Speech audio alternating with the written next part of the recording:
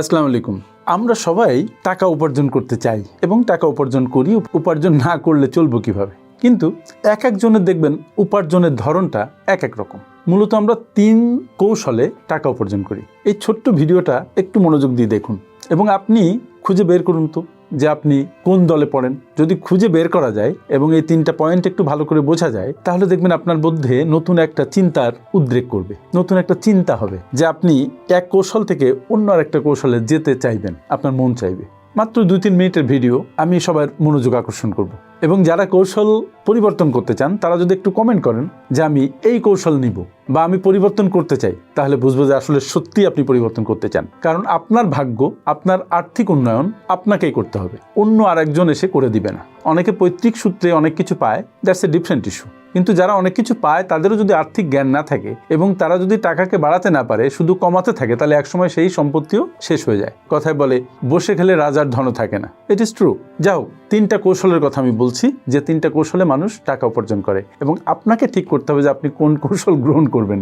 তার আগে বুঝতে হবে যে বর্তমানে আপনি কোন কৌশল অবলম্বন করছেন। কৌশল নাম্বার 1 হচ্ছে M1 কৌশল। পৃথিবীতে যত মানুষ আছে তার মধ্যে 96% মানুষ এই M1 কৌশল ফলো করে টাকা উপার্জন করে। What they do?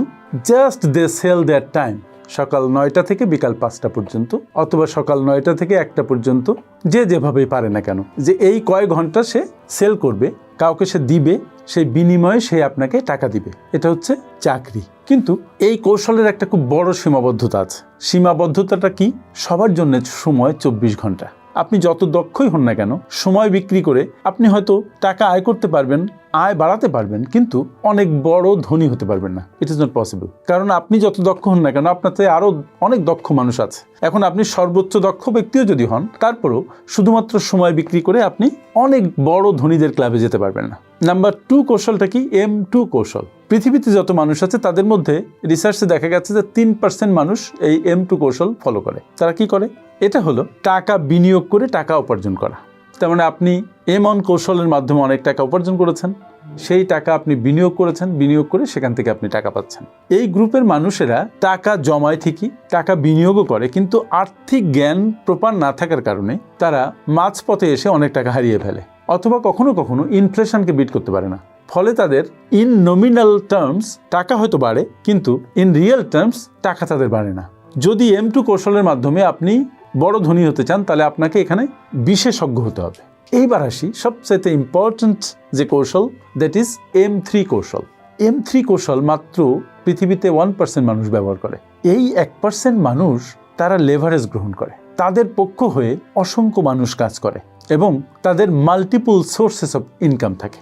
শুধু একটা বিজনেস থেকে তারা আর্ন করে না, অসংখ্য বিজনেস তারা তৈরি করে, অসংখ্য বিনিয়োগ স্ট্রিম তারা তৈরি করে। তাদের অ্যাক্টিভ ইনকামের সোর্স যেমন থাকে, প্যাসিভ ইনকামের মাল্টিপল সোর্স থাকে, এবং তখন তাদের আর ওই 24 ঘন্টার সময়ের উপরে নির্ভর করতে হয় না। তখন তারা এই সময়কে গুণিতক আকারে ব্যবহার করতে পারে। তাদের ultimately multiple sources of income তৈরি হয়। এবং যারা অনেক ধনী হয় তাদের মাল্টিপল সোর্সেস অফ ইনকাম থাকতে হবে। 1-2 সোর্সেস অফ ইনকাম দিয়ে, অথবা 24 ঘন্টার 10 ঘন্টা, 20 ঘন্টা, 18 ঘন্টা যাই হোক না কেন, সেটা বিক্রি করে আপনি বড় ধনী হতে পারবেন না। সুতরাং আপনি একটু ট্রাই করুন তো। আপনি হয়তো এখন বড় ধনী নন, কিন্তু বড় ধনীত্বের পথে আপনি যাত্রা করছেন কিনা, দ্যাট ইজ আপনি M3 পদ্ধতি ব্যবহার করা শুরু করেছেন কিনা, নাকি আপনি M1 পদ্ধতি ব্যবহার করেন, নাকি M1 থেকে M2 তে আপনি যাত্রা শুরু করেছেন, নাকি M1 M2 দুটোই ব্যবহার করা আপনার শেষ, আপনি 3য় পর্যায়ের জন্য তৈরি হচ্ছেন। একটু কমেন্টে জানান। আপনার আর্থিক সুস্বাস্থ্য কামনায় শেষ করছি আজকের কথা। দেখা হবে পরবর্তী কোনো ভিডিওতে। আসসালামু আলাইকুম।